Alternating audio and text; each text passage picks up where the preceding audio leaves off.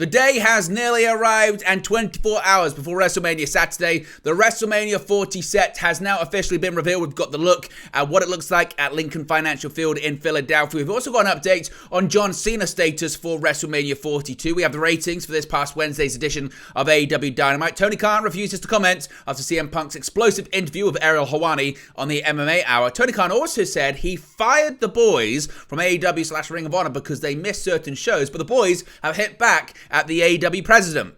WWE superstar Shayna Baszler appears at Bloodsport for GCW. So does the WWE president Nick Khan? We'll let you know about that. Julia and Rossi Agawa, could they have a relationship with WWE? Well, they are in Philadelphia for WrestleMania 40 weekend.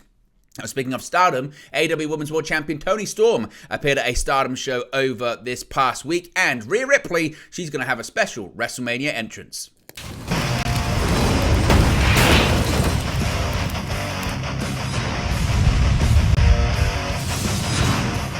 Hey guys, welcome back to Wrestling News 365. Hope everyone is doing very well. As always, there are plenty of news stories to get into in the world of professional wrestling. And a reminder, we will be live for a WrestleMania 40 watch along for both nights, WrestleMania Saturday and Sunday, as well as a post show. So be sure to subscribe, click that notification bell. You'll be notified when we go live on Saturday and Sunday as well. But let's get straight into the news stories that people are talking about in the world of professional wrestling. And let's start off talking about the set and stage for WrestleMania 40 in Lincoln Financial Field in Philadelphia. We can get the images up on the screen right there for you because WWE has released its official stage set reveal for this weekend's WrestleMania 40 premium live event in Philadelphia, Pennsylvania. Now, as you'll have seen, if you're keeping up with some of the sneak peeks on social media, the stage prominently features the letters XL, which of course is the Roman numeral for WrestleMania 40, but also has a double meaning of this being billed as the biggest WrestleMania of all time. Now, the set reveal video features WWE interviewers Kayla Braxton and Jackie Redmond, as well as the Ninja Kids. The Ninja Kids did a routine in the ring before the set was revealed, and all the pyro went off. Of course, WrestleMania 40 Night 1 on Saturday, April 6th will be headlined by The Rock and Roman Reigns versus Cody Rhodes and Seth Rollins. The winning team in that match will determine whether Reigns versus Rhodes on Night 2 will be Bloodline rules or have Bloodline interference completely banned. Night 1 will feature 7 matches, including the match that is expected to open proceedings, Rhea Ripley versus Becky Lynch for the WWE Women's World Championship. Night 2 has 6 matches, one of which is Seth Rollins defending the World Heavyweight Championship against Drew McIntyre with CM Punk on commentary. And of course, it's main evented by Cody Rhodes versus Roman Reigns for the undisputed WWE Universal Championship. Now, a bit of an update when it comes to not only just the set, but also the ring for WrestleMania 40 in Philadelphia because of their expected weather conditions in Philly ahead of the WWE's biggest premium live event of the year. Of course, holding a show in an outdoor stadium poses a potential threat when it comes to rain, like we saw at WrestleMania 37 when the show was delayed due to a sudden torrential downpour that led to the infamous pictures of Michael Cole and Samoa Joe, the commentators for the event, in a poncho to try and avoid the weather. But also just the fact that it'll probably be colder than an indoor venue as well. That's anticipated to be the case this weekend, and WWE reportedly is well aware of that. According to PW Insider, WWE will use a special heated ring that was first made a few years ago when WrestleMania was held in New Jersey.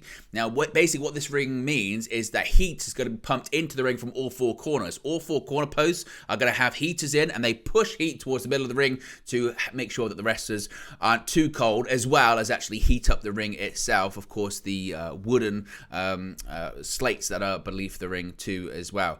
And just in case there is an issue of rain, which isn't currently expected to be the case, although there has been rain in Philadelphia this week, there will be a canopy over the ring as there usually is for a outdoor stadium show as well. So WWE seemingly all prepared when it comes to all eventualities with the weather this year. But what do you make of the WrestleMania 40 set? Is it good? Is it bad? Does it meet your expectations? Does it fall below your expectations? Does it exceed your expectations? Is it better than last year? Is it not as good as last year? Let me know your thoughts about it in the comment section below. Now, John Cena. What is the case for John Cena at WrestleMania 40? What is the 16-time WWE World Heavyweight Champion going to be doing? Is he even going to be there? Now, despite not having a match scheduled for either night of the show, John Cena has been mentioned on several occasions as a possible big name that may make a surprise appearance at WrestleMania 40. Of course, Cena hasn't been seen on WWE programming since losing to Solo Sikoa in convincing fashion at Crown Jewel last year. Well, many fans have speculated about Cena getting involved in the Bloodline's huge matches at the Showcase of the Immortals. It seems like it might not be how fans may have envisioned his role. Per PW Insider, Cena getting physically involved in the action will likely be off the board for most of the remainder of 2024. The report notes that Cena will be filming the second season of popular DC series Peacemaker from June through November in the Atlanta area. The current shooting schedule is slated to end around Thanksgiving time for Peacemaker Season 2. The first season of the hit show was considered a massive success for DC and Max as well. Peacemaker writer and director James Gunn has since taken over DC Studios for WBD and is currently directing the next Superman film as well. The Peacemaker series explored the main character's background and what happens to him after the role in the Suicide Squad film. So the thought process is that he won't be able to get too physically involved considering he has that coming up. But as of right now, he doesn't look like he's filming anything. So I guess it is possible he could get physically involved. What do you think Cena is going to do, if anything, at WrestleMania 40?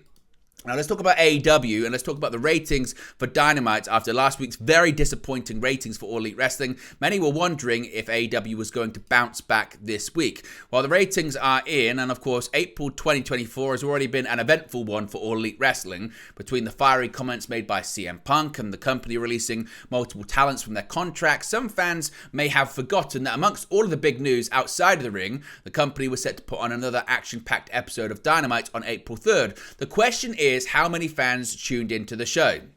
Well, according to WrestleNomics, the April 3rd edition of AEW Dynamite averaged a total viewership of 752,000 viewers, which is essentially flat from the historically low numbers for the March 27 episode. When it comes to the key 18 to 49 demographic, there was also no change from last week's 0.23 number. Dynamite once again placed third for all shows on cable for Wednesday nights, only being beaten out by the two NBA games that aired on ESPN. Like most weeks, the show benefited from a strong lead-in from The Big Bang Theory, which helped to bring the quarter-hour rating up for the first quarter-hour rating to this number. You can see it on the screen right there. This comes courtesy of WrestleNomics. Shout out to them. Be sure to subscribe to their Patreon service. As mentioned, that first quarter-hour, due to that strong lead-in, was 933,000 viewers. That number had dropped to 761,000 viewers, though, by the end of quarter-hour 2, with the first 30 minutes of the show being Adam Copeland's promo and Will Ospreay's victory over Powerhouse Hobbs. Viewership would rise slightly to 780,000 for the top of the second hour that saw Billy Gunn's match with Jay White, but would eventually drop to as low as 655,000 viewers by the end of the second hour. The 6-minute overrun meant the show finished with 708,000 viewers, getting to see Samoa Joe putting a bloody Swerve Strickland through a table as they made their AEW World Championship match at Dynasty official with an in-ring contract signing. So what do you make of these numbers? And previously we were asking the question of what will it take for AEW Dynamite to get back to 1 million viewers, but I suppose the next question should be is, can the show ever get back to that point? And can the show even get back to a point where they're doing 900,000 viewers or 850,000 viewers? What do you think needs to be fixed with Dynamite? And is there anything that AEW can do to fix it? Let me know your thoughts about that as well. Now, as I said, it's been a very busy and explosive week for AEW, particularly when it comes to comments from a former AEW World Champion that's no longer with the company. Of course, CM Punk returned to wrestling in 2021 under the AEW umbrella, but mounting issues eventually led to Punk being fired by AEW CEO Tony Khan in September of last year. These not-so-old wounds were reopened by Punk in a recent interview on the MMA Hour with Ariel Helwani, in which CM Punk had a lot to say about AEW and its EVPs, and also Khan in particular, saying he was less of a boss and more of a nice guy. In Khan's first public appearance since Punk's interview on the media call to promote the upcoming Ring of Honor Supercard of Honor event on April 5th, he was asked by Jim Valasone of the Miami Herald if he had any thoughts on Punk's comments. He said, quote, "I'd prefer not to talk about that," Khan said. "I think I'd really rather focus on the card and Supercard of Honor, but thanks for asking." Of course, it was an unsurprising dodge from Tony Khan, who has made a point of answering with some variation of no comment when asked about the various incidents regarding Punk, going back to the infamous brawl-out altercation in 2022. Khan also declined to comment on Punk several times prior to Punk's return on the first episode of AEW Collision, following a controversial Punk promo after Collision, following Punk's firing, after his backstage encounter with Jack Perry at All In, and following Punk's return to WWE in November. He did finally go on the record regarding Punk a few days after the aforementioned return. Despite never mentioning Punk by name, AEW TNT champion Adam Copeland opened up this week's episode of Dynamite with an in-ring promo that focused on calling out all of the negative BS that had gone on the days prior, while also reminding people that AEW is, quote, where the best wrestle. Now, speaking of this controversial week for AEW, we saw really the first ever mass talent cuts by All Elite Wrestling since the company was founded back in 2019. Now, this was quite interesting because two stars that were released were the boys, and that caught people by surprise considering their, I guess, prominent role in Ring of Honor storylines. Now, as I mentioned, AEW held a batch of talent cuts on Monday night, with numerous wrestlers and talent being released from their contracts with the company. Two of the more surprising names released were Brent and Brandon Tate, known as the Boys in Ring of Honor. Their release was a surprising one, as they had been an important part of an ongoing storyline with Dalton Castle and Johnny TV on Ring of Honor, with Castle and TV set to face off at Supercard of Honor tonight. Now, speaking on the Supercard of Honor media call, Khan gave insight into the release of the boys, noting that the pair didn't show up to work on multiple occasions, so he made the tough call to release them. Khan said that releases were done with AEW keeping an eye on their budget to allow a war chest when competing for top talent. However, when it came to a reaction from this, the boys themselves weren't very happy and actually responded to this on social media. Here's what they had to say. Now, the first was Brandon Tate, who quote tweeted the Wrestling Observer talking about this reason for why they were released, saying they no-showed multiple events. And he said, quote, "Oh, it's like that, stand by." Then we had Brent Tate say pretty much the same thing, saying, quote, "Far from true, stay tuned." So as of right now, at the time of recording, they haven't further elaborated on this, but they are denying that they no-showed multiple events. Stay tuned about that. Of course, if we get any more details on it, we'll let you know in a future video. Now, it's going to be an interesting, and already has been an interesting WrestleMania week for several WWE talent, as really for the first time in recent memory, they've been allowed to work independent pro wrestling shows during the week of WrestleMania in the town in which WrestleMania is being held in. Of course, WrestleMania weekend is the most eventful period of the year for pro wrestling, as fans in the city that host WWE's biggest show of the year is flooded with dozens of shows catering to every single pro wrestling fan base. April 4 already has seen the likes of Stardom and Defy host events, but the show that had everyone excited was Josh Barnett's Bloodsport 10. Hosted by GCW, the 10th Bloodsport event under Josh Barnett's leadership attracted a lot of excitement from fans thanks to the announcement that Shayna Baszler would be competing on the show, and the WWE star did not disappoint. Baszler took on TNA Wrestling's Masa Slamovich in a match that saw the WWE superstar pick up a victory following a series of stomps to the head. Baszler was also accompanied to the ring by her current tag team partner Zoe Stark, cancelling out Slamovich's idea of bringing fellow TNA star Jordynne Grace to be in her corner. Now, this wasn't the only WWE involvement of the night as well, as NXT superstar Charlie Dempsey made a surprise appearance earlier on in the evening and faced GCW regular Matt Mikowski. Barnett had named Dempsey in the lead up to the event as someone he would like to see featured on the show in the future. So we have seen WWE involvement on that show, and we actually had stronger, you could argue, WWE representation because WWE's president himself, Nick Khan, him and Triple H being the people that run WWE nowadays, was also at the event. WWE President Nick Khan was spotted backstage at the recent GCW Josh Barnett Bloodsport 10 show. GCW owner Brett Lauderdale posted a photo of him posing with Khan backstage at the show with a caption to promote it. He said, quote, "Bloodsport was a spectacle. Thanks to everyone involved for making it happen. Only in GCW." Now, it wasn't the only interesting people that were at that event. There were pictures of CM Punk, yes, the injured WWE superstar, posing with fellow WWE superstar Shayna Baszler, who, as I mentioned, competed at the event too. And we also, interestingly enough, saw the WWE president, Nick Khan, talking to Barnett himself. Now, many people have wondered that WWE could be building relationships over WrestleMania week with possible promotions in Japan, and now GCW and possibly TNA Wrestling's all reportedly being set to have meetings with WWE. Could we see WWE start to set up more relationships with companies than they have in previous years? Stay tuned for that one. Speaking of which, many people are talking about the arrival and appearances of former Stardom cornerstones Julia and Rossi Agawa at WWE World in WrestleMania's city of Philadelphia. Now, this is certainly very interesting as well, because Rossi Agawa and Julia, both previously associated with Stardom, are in Philadelphia, the location of this weekend's WrestleMania 40 show. Now, the landscape of World Wandering Stardom has completely shifted since the start of the year, with the company's founder, Rossi Agawa, being let go from the company by Bushiroad, who own Stardom. With Agawa's departure came a whole host of Stardom wrestlers leaving the company at the end of their contracts, with one of the most notable being Julia, the former New Japan Strong Women's Champion, someone that WWE reportedly has been interested in quite some time. Now, according to Fightful, both Agawa and Julia are currently in Philadelphia ahead of WrestleMania weekend, but whether they have any involvement with any WWE events remains to be seen. But you can see pictures of them both in Philadelphia, not only at WWE World, but also with WWE superstars like Piper Niven, who Rossi Agawa is with right there. PW Insider has also confirmed this report, while also adding that Julia was spotted walking the floor and taking pictures with fans at the WWE World event. It has been heavily rumoured for months that Julia is set to join WWE at some point in the future, but she will be sticking around in Japan for a little longer to help Agawa's new promotion get off to a good start. There is no official word at the time of recording as to when Agawa's new promotion will hold its first event, but it seems that until that show takes place, Julia's WWE debut will be postponed for the foreseeable future.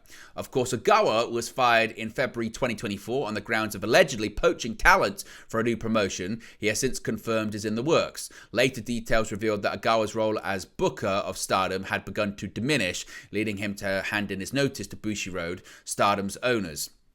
Julia became a free agent at the beginning of April as she made a surprise appearance at Pro Wrestling Noah event in Tokyo on April 1st. As I mentioned, with Agawa being in Philadelphia this weekend and WWE's seemingly willingness to work with other promotions, could we see a situation where Agawa's new promotion becomes an affiliate of WWE? Let me know your prediction for that too.